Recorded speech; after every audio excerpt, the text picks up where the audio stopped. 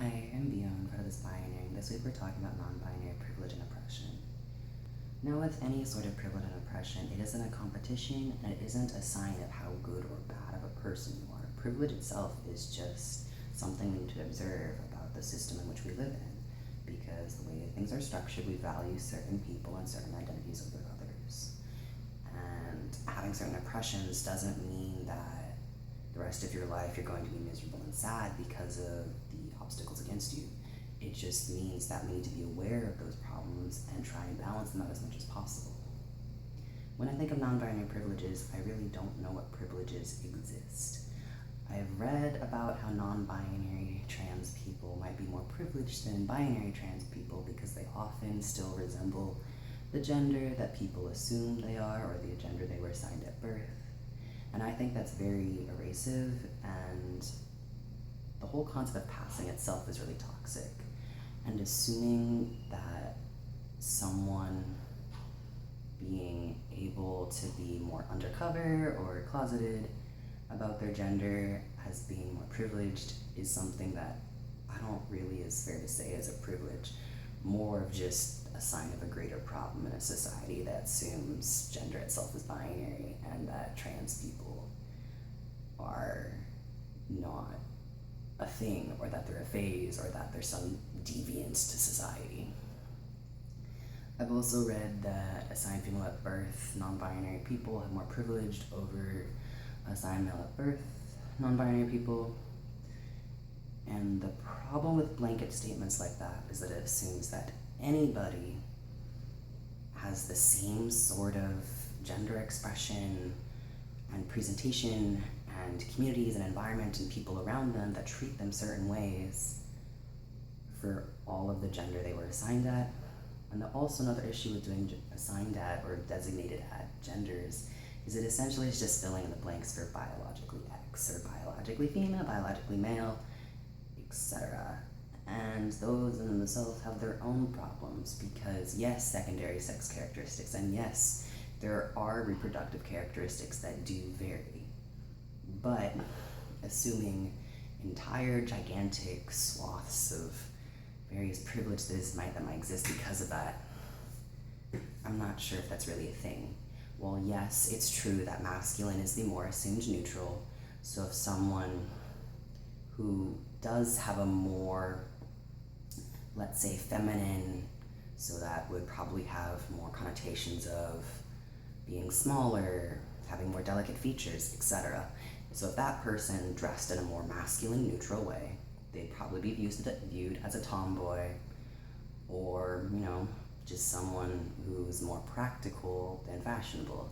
And they probably wouldn't be beaten up, and they probably wouldn't be harassed too much. There'd still be the harassment of misplaced misogyny, because that's everywhere. But I don't think they would necessarily come to the same amount of harm of somebody who might be viewed as more traditionally masculine, so broad shoulders, wider face, potentially facial hair, etc. If someone like that was wearing a dress, for example, they'd have a lot more outward violence against them, and that's dangerous. But it's just because one group of people may be having extreme violence put against them doesn't mean there's not violence against other non-binary people.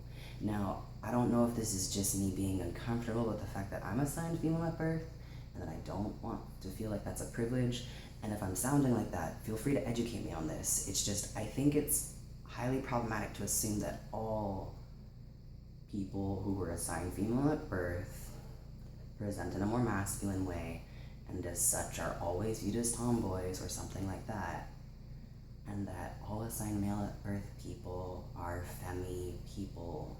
And it's hard, and it's hard to quantify privilege, especially within non-binary genders, which are already struggling because we live in a very binary defined society, and we're often treated like, 1, we don't exist, or 2, we're a phase, or 3, some other sorts of weird deviances that are linking gender to sexuality.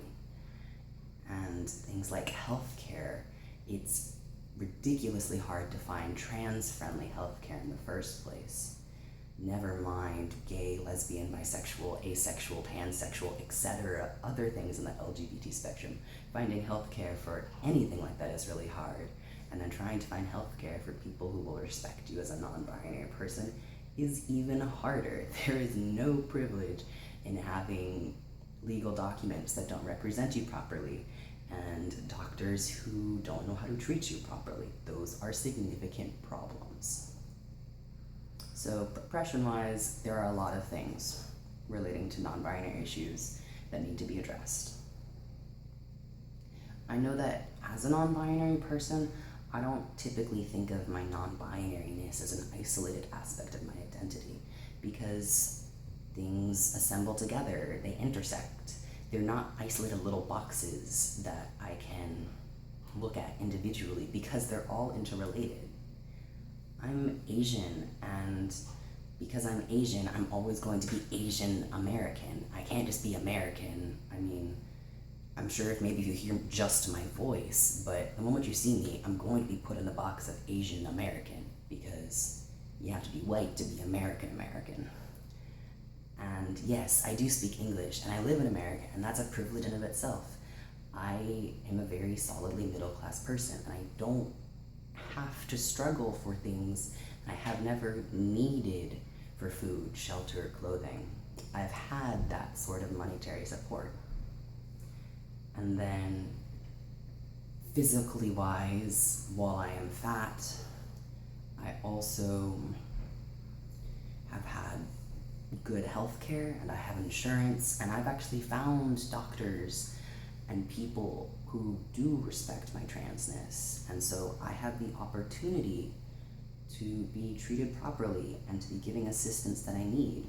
And while I have disability accommodations, I'm also still able enough to be pretty mobile.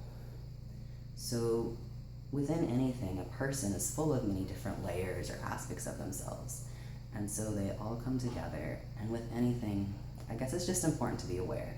Be aware of the things that you have going for you, and aware of ways in which you don't have problems where someone else might be really struggling, and to remember that their problems are just as valid and real as yours are, but we need to figure out a way to try, at least, acknowledge the problems that are within our society and try and fix them.